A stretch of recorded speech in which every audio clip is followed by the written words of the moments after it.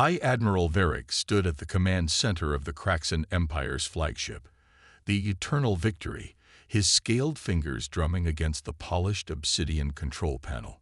The holographic display before him showed Earth, a seemingly unremarkable planet that had somehow escaped the Empire's notice until now.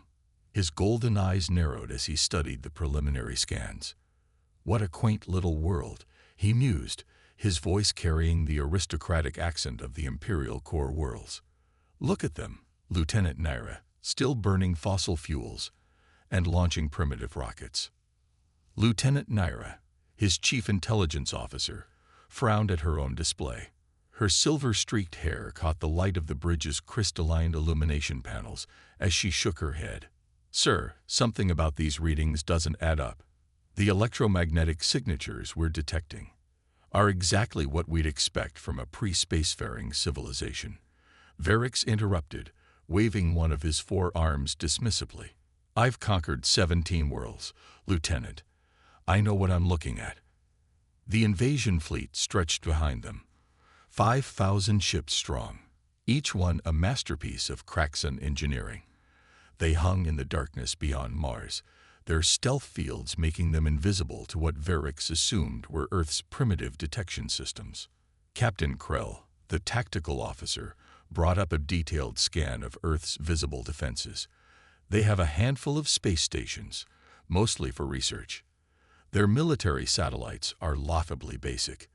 This should be the easiest conquest since the Proxima campaign. But Lieutenant Naira couldn't shake her unease. She'd made her career by noticing details others missed, and something about Earth felt wrong. The energy patterns didn't match their level of visible technology. There were strange quantum fluctuations that her instruments couldn't quite pin down. Sir, request permission to run a deep scan before we proceed, she said, knowing she was risking her commander's irritation.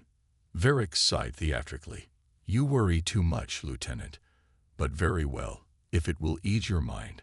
Captain Krell, begin the deep scan sequence. The massive sensors of the Eternal Victory powered up, reaching out toward Earth with invisible tendrils of quantum energy. For several minutes, nothing happened. Then every alarm on the bridge activated simultaneously. Sir, Krell's voice cracked with disbelief. Multiple energy signatures emerging. They're everywhere. The space around Earth seemed to ripple as thousands of hidden installations revealed themselves. Massive defense platforms emerged from dimensional pockets. Orbital rings shimmered into existence. What had appeared to be simple communications satellites transformed, unfolding into weapon systems far more advanced than anything in the Kraxan arsenal.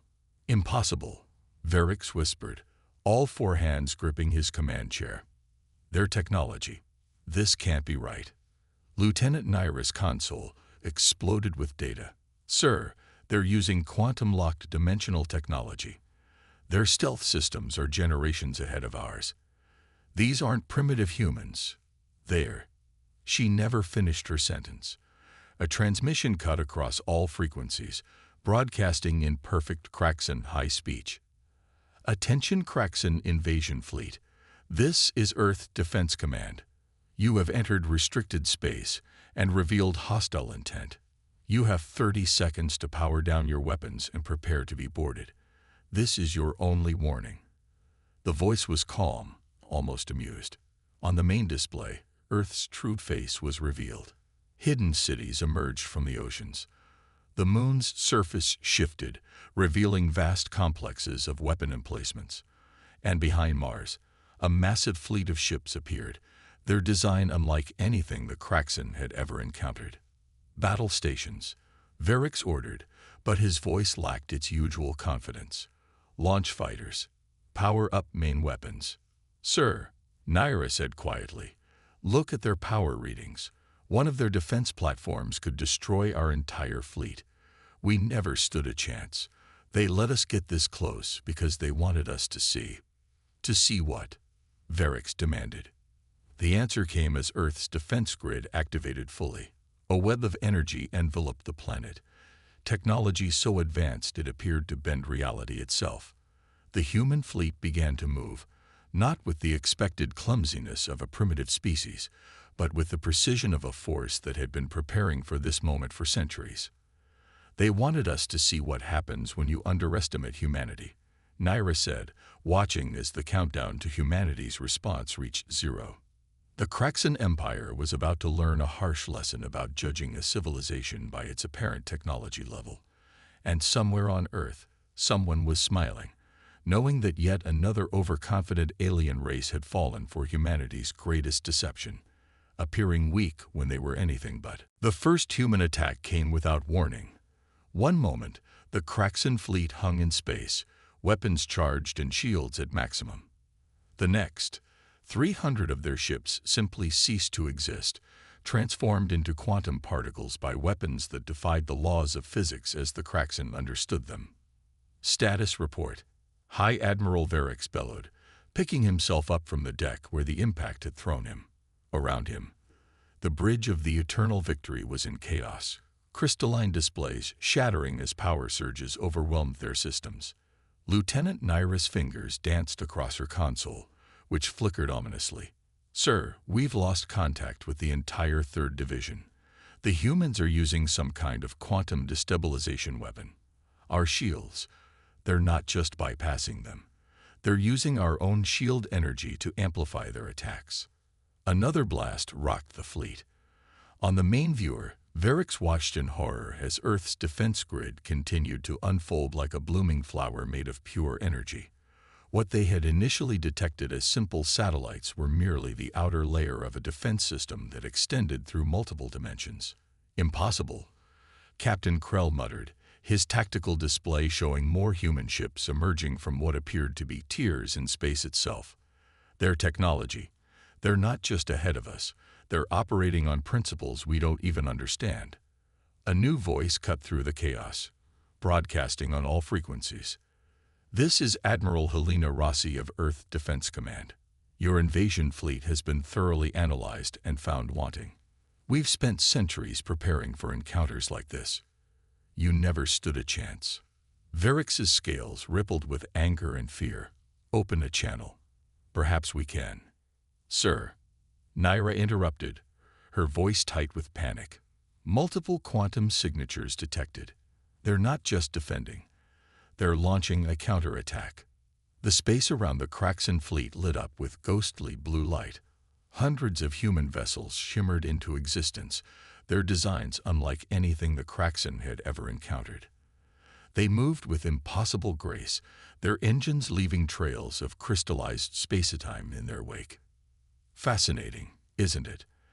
Admiral Rossi's voice came again, almost casual. "While you were watching our rocket launches and satellite deployments, you missed the quantum civilization we were building. Would you like to see what else we've been hiding?" As if in response, Earth's moon began to move. Not naturally, but with purpose, its entire surface rippling as massive hidden structures emerged. What the Kraxan had dismissed as a simple satellite was revealing itself to be one of the largest military installations in the galaxy. "All ships, evasive maneuvers," Verix ordered, but it was too late. The human fleet had already surrounded them, moving through space in ways that violated everything the Kraxan knew about physics. Lieutenant Naira's console erupted with new warnings. "Sir, they're deploying something called Project Prometheus. Energy readings are. She stared at her screen in disbelief. "Sir, they're harnessing the power of artificial quantum singularities. One of their ships carries more firepower than our entire fleet." The humans' next attack demonstrated this fact with terrifying clarity. A single beam of coherent quantum energy lanced out from one of their smaller vessels, cutting through the shields of 20 Kraxan ships as if they were made of paper. The ships didn't explode. They simply ceased to exist, their very atoms scattered across multiple dimensions. "How?" Captain Krell demanded, watching his tactical display with horror. "How could they hide this level of technology? Our stealth detection systems are the best in the known galaxy." "No," Naira said quietly, understanding dawning in her eyes. "We just thought they were the best. These humans, they've been watching us, studying us, probably for centuries. Everything we thought we knew about them was exactly what they wanted us to think. As if to prove her point, new human ships began emerging from Jupiter's atmosphere, a place where no ships should have been able to survive. They had turned an entire gas giant into a hidden base, using technology that made the Kraxan Empire's greatest achievements look like children's toys. "Sir," Naira reported, her voice barely a whisper, "I'm detecting similar installations throughout the solar system. Mercury isn't just a planet. It's a forge world. Venus is a power station. The asteroid belt, it's not natural at all. It's a sensor network disguised as debris." Varric stared at the main screen, watching as humanity's true power revealed itself. The primitive civilization they had come to conquer was showing itself to be a slumbering giant, one that had carefully maintained its deceptive appearance while building powers beyond imagination. "Admiral Rossi," he said finally, opening a channel. I request terms of surrender." "Oh, it's far too late for that." Rossi's voice came back, tinged with amusement. "You came here to see what humanity was capable of. We're going to make sure you get a very thorough demonstration. All units, commence Operation Enlightenment." As the human fleet moved in for their next attack, Lieutenant Nera couldn't help but appreciate the brutal elegance of it all. The Kraxan Empire had spent generations conquering what they thought were lesser species, never imagining they would one day encounter a civilization that had turned hiding its true power into an art form. The lesson was clear. Humanity hadn't just prepared for war. They had turned deception itself into their greatest weapon. And now, the Kraxan Empire was about to learn exactly why Earth had remained undiscovered for so long, not because humans couldn't fight, but because they had spent centuries preparing to fight in ways their enemies couldn't even comprehend. Begin Phase 2. Admiral Helena Rossi commanded from her position in Earth's Quantum Command Center, buried deep within the Mariana Trench. Around her, holographic displays showed the Kraxan fleet's desperate attempts to regroup after their initial losses. "Let's show them what happens when humanity stops playing nice." The quantum-encrypted signal rippled across the solar system. In response, thousands of geometric patterns appeared in space, each one a fold in reality itself. From these dimensional apertures emerged Earth's true defense fleet, ships that had been waiting in pocket dimensions, some of them for decades. Aboard the Eternal Victory, Lieutenant Nera watched in horror as her sensors detected the new arrivals.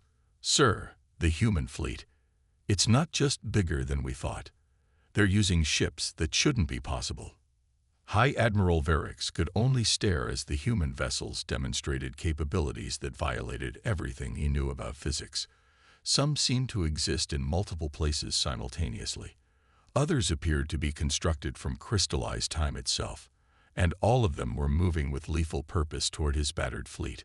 Fascinating design philosophy, isn't it? Admiral Rossi's voice came through again, casual as ever. "While you were building bigger guns, we were rewriting the laws of physics. Would you like to see what else we've been working on?" Before Varric could respond, space itself seemed to shudder. The asteroid belt, which they had dismissed as natural debris, began to move. What they had thought were simple rocks transformed, revealing themselves as camouflaged weapon platforms and automated defense systems.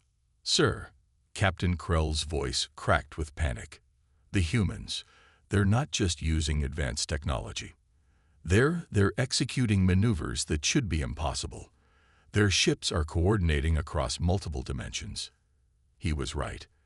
The human fleet moved like a single organism, their formation shifting through higher dimensions to outflank the Kraxan ships from angles that shouldn't have existed. Each attack was precisely calculated, designed not just to destroy, but to demonstrate the futility of resistance. "You know what your biggest mistake was?" Admiral Rossi asked, her voice now playing through every speaker and console on every Kraxan ship simultaneously. "You assumed that because we fight among ourselves, we'd be easy prey. You never stopped to consider why a species that survived its own violent nature might be especially dangerous." As if to emphasize her point, a new type of human vessel emerged from hyperspace. These ships were different, sleeker, darker, carrying weapons that seemed to drink in light itself. The markings on their hulls identified them as belonging to something called Project Nemesis. "Ah, you've noticed our special forces," Rossi said, genuine pleasure in her voice. "While most of our fleet focuses on defense, these ships specialize in teaching lessons to empires that don't understand the concept of leave us alone." Lieutenant Naira's console erupted with new warnings as the Nemesis ships engage. They didn't fire conventional weapons. Instead, they launched what appeared to be small spheres of absolute darkness. When these spheres touched a Kraxan ship, that vessel simply ceased to exist, along with the space it had occupied. "Dimensional annihilation devices," Naira whispered, her military training warring with her scientific curiosity. "They're not destroying our ships. They're erasing the possibility that those ships ever existed." The Kraxan fleet's formation broke. Ships began to flee in every direction, only to find that space itself seemed to curve around them, herding them back toward the human armada. Earth's defense grid had expanded, creating a vast quantum cage that trapped the invasion fleet in normal space. "Did you really think," Rossi's voice came again, "that a species capable of splitting the atom would stop there? That we wouldn't explore every possible avenue of defense? We've had centuries to prepare, to build, to imagine ways to protect ourselves from exactly this kind of aggression." High Admiral Varix watched as another wave of his ships vanished, erased by weapons that seemed to operate outside the bounds of conventional reality. "We never had a chance," he realized aloud. "This whole time, we were never the hunters. We were the prey." "Sir," Naira reported, her voice hollow, "I'm detecting new quantum signatures, massive ones. They're coming from the sun." The surface of Earth's star rippled, and massive structures began to emerge. Humanity hadn't just built bases in and around planets. They had constructed installations that existed within the sun itself, protected by technology that made the Kraxan Empire's finest achievements look primitive by comparison. "Ah yes," Rossi said, "Project Helios. We thought about keeping that one hidden, but since you came all this way, consider it a graduation present. A final lesson in why some civilizations prefer to appear primitive. It's not because they are, but because they've advanced far enough to understand the value of surprise." The solar installations powered up, channeling the sun's energy through networks of quantum accelerators. The message was clear. Humanity could have ended this fight in the first second. Everything up to this point had been a demonstration, a carefully orchestrated lesson in the dangers of underestimating a species that had turned survival into an art form. As the Helios platforms took aim at what remained of his fleet, High Admiral Varix finally understood. Humanity hadn't been hiding out of fear. They had been hiding because it was tactically advantageous, waiting to see who would be foolish enough to mistake their patience for weakness. The Kraxan Empire had just volunteered to be an object lesson in why some secrets are best left undiscovered. High Admiral Varix stood alone on his bridge, watching the remnants of his once proud fleet drift helplessly in the quantum cage humanity had erected. The Eternal Victory systems flickered weakly, barely operational after the humans' last demonstration of power. But what truly haunted him wasn't the destruction they'd witnessed. It was the growing realization that humanity had been holding back. "Sir," Lieutenant Naira called out, her voice carrying a mix of fear and awe, "we're detecting new quantum signatures. But these aren't human vessels." Space rippled around the solar system as new fleets emerged from hyperspace. But unlike the Kraxan's invasion force, these ships arrived with their weapons powered down, broadcasting peace signals on all frequencies. Their designs were varied, some organic, others crystalline, a few seemingly made of pure energy, representing civilizations from across the galaxy. Admiral Rossi's voice returned, but this time it carried a note of pride. "Allow me to introduce some of our friends. It seems your little invasion attempt has prompted them to drop their own disguises."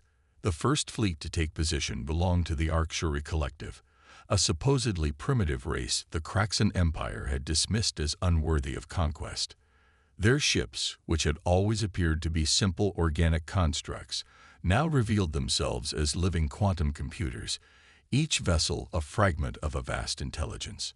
The Arcturi were our first allies, Rossi explained. Like us, they understood the value of appearing less advanced than they were. We've been sharing technology for 3 centuries. Captain Krell, who had been silent since their last failed attack, suddenly spoke up. Sir, these energy readings, the Arcturi ships alone could have stopped our invasion. Why didn't they? Because, a new voice answered, the harmonious tones of the Arcturi overseer. Humanity wished to handle this themselves. We merely watched, ready to assist if needed. They never needed us. More fleets continued to arrive. The crystalline ships of the Zinfar, whom the Kraxan had long considered nothing more than spacefaring merchants, revealed weapon systems that could rewrite the fabric of reality. The ethereal vessels of the Myriad, thought to be simple nomads, demonstrated control over dark energy that made the Kraxan Empire's best technology look like children's toys. Your empire, Admiral Rossi continued, has spent generations conquering what you thought were lesser species, but what you never realized was that the truly advanced civilizations were the ones smart enough to hide their power.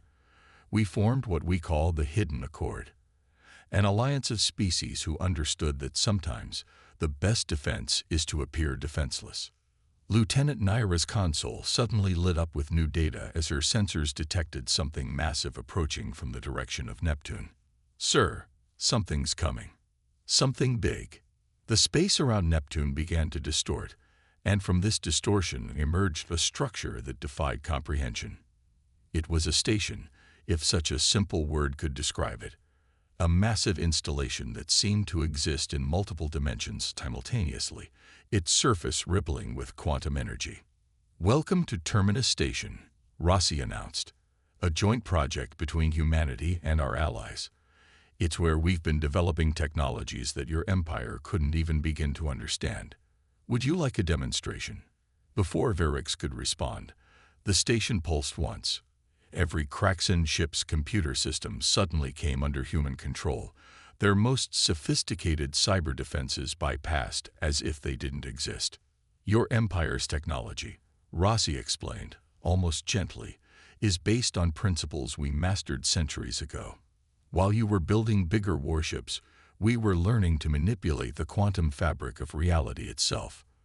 While you were developing stronger weapons, we were creating technologies that transcend the very concept of warfare. Through his ship's viewports, Verix watched as more hidden installations revealed themselves throughout the solar system.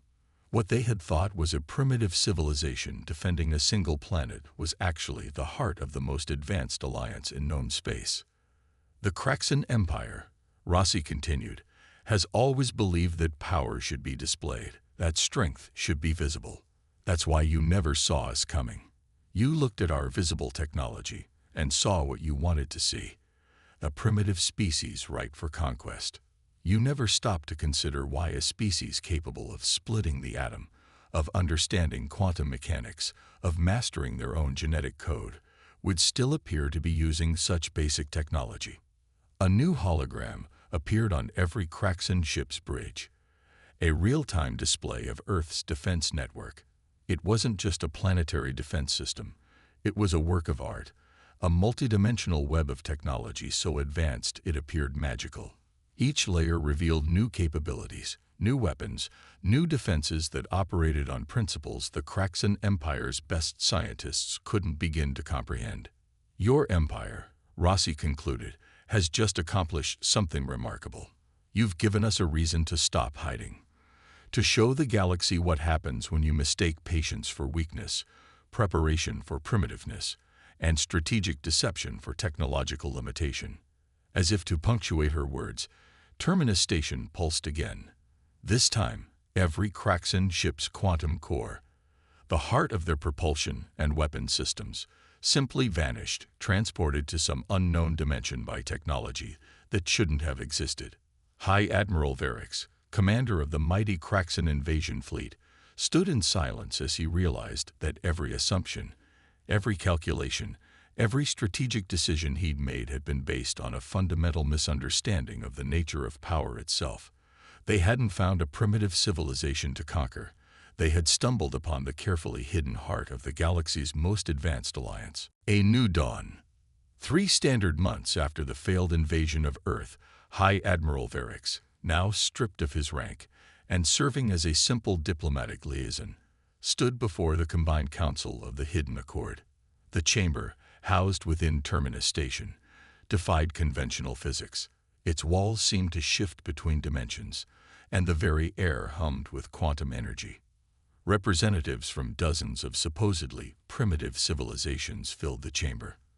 The crystalline forms of the Zinthar sparkled beside the energy constructs of the myriad.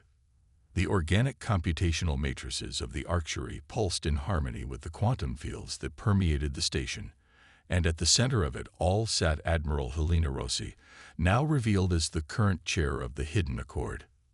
The Kraxan Empire, Rossi began, her voice carrying easily through the multidimensional space, has ruled through fear and technological superiority for over 1,000 years. Today that era ends. Varix watched as holographic displays materialized throughout the chamber, showing the rapid changes sweeping through known space. The revelation of Earth's true capabilities, and those of their allies, had sent shockwaves through the galaxy. Every primitive world the Kraxan Empire had dismissed was revealing hidden capabilities that put their conquerors to shame. Your empire's fundamental mistake, Rossi continued, wasn't just attacking Earth. It was assuming that visible technology was the only measure of advancement. While you built ever larger warships, we explored the quantum nature of reality itself. While you conquered worlds, we learned to exist in harmony with the fundamental forces of the universe. Lieutenant Naira, who had been allowed to accompany Varix due to her early recognition of humanity's deception, studied the data streaming through the chamber. The Hidden Accord wasn't just an alliance. It was a civilization that had evolved beyond the need for traditional displays of power. The question before us now, Rossi announced, is what to do with the Kraxan Empire. A ripple of energy passed through the chamber as various representatives shared their thoughts through quantum entanglement. The Arctuary Overseer's voice emerged from their collective consciousness. They have much to learn about the true nature of power. Indeed, agreed the crystalline chorus of the Zinthar. Perhaps it is time for them to understand why the most advanced civilizations choose to hide their capabilities. Varix stepped forward, his voice steady despite his diminished status. If I may speak, at Rossi's nod, he continued, my people have lived by a simple principle. Power must be displayed to be respected. You have shown us the fatal flaw in that thinking. I request guidance. A smile played across Rossi's face, and that former High Admiral is why we're not going to destroy your empire, despite many suggesting we should. You've begun to understand. The chamber's displays shifted, showing new images. Kraxan worlds transforming under the subtle influence of Hidden Accord technology. But these weren't scenes of conquest or destruction. Instead, they showed healing. Quantum technologies repairing environmental damage, dimensional engineering solving resource scarcity, advanced AI systems helping to restructure their society. The true measure of civilization, Rossi explained, isn't the ability to destroy. It's the wisdom to know when not to. Your empire has been operating on the assumption that advancement means domination. We're going to show you what real advancement looks like. The myriad representative, a being of pure energy, pulsed with agreement. Your people will be guided, not conquered. The cycle of empire must end. Naira watched in amazement as more hidden civilizations revealed themselves across the galaxy. Worlds that the Kraxan had dismissed as worthless were unveiling technologies that operated on principles her people had never even imagined. The galaxy was transforming, not through conquest, but through the revelation of what had been hidden all along. But remember, Rossi added, her voice carrying a note of warning, this revelation comes with responsibility. The Hidden Accord didn't conceal its power out of fear, but out of wisdom. True power isn't about what you can destroy. It's about what you choose to preserve. As if to demonstrate this principle, Terminus Station pulsed with energy. Throughout the galaxy, hidden quantum networks activated, connecting civilizations that had pretended to be primitive for centuries. Knowledge began to flow freely, but carefully, shared with those ready to understand its implications. Your empire, Rossi concluded, will be remembered as the force that united the galaxy, not through conquest as you intended, but by finally giving us a reason to step out of the shadows. The age of empires is over. The age of hidden knowledge is ending. What comes next will depend on what you've learned from this experience. Varric stood with Naira, watching as their understanding of the universe transformed. The Kraxan Empire had sought to conquer what they thought was a primitive world, only to discover that true advancement had nothing to do with visible displays of power. The supposedly primitive civilizations they had dismissed had mastered forces beyond their comprehension, creating a society that operated on principles the Kraxan were only beginning to understand. As the council chamber filled with the combined knowledge of 1,000 hidden civilizations, Varric finally understood why Earth and its allies had maintained their deception for so long. They hadn't been hiding out of weakness, but out of a deep understanding of what real power meant. The galaxy wasn't just changing, it was revealing its true nature, one that had been carefully concealed beneath a veil of apparent primitiveness. The age of conquest was over. The age of understanding was just beginning. And somewhere on Earth, in a hidden facility deep beneath the Mariana Trench, humanity's quantum computers were already calculating the next phase of galactic evolution, one where power wasn't measured by the size of your fleet, but by the wisdom to know when not to use it.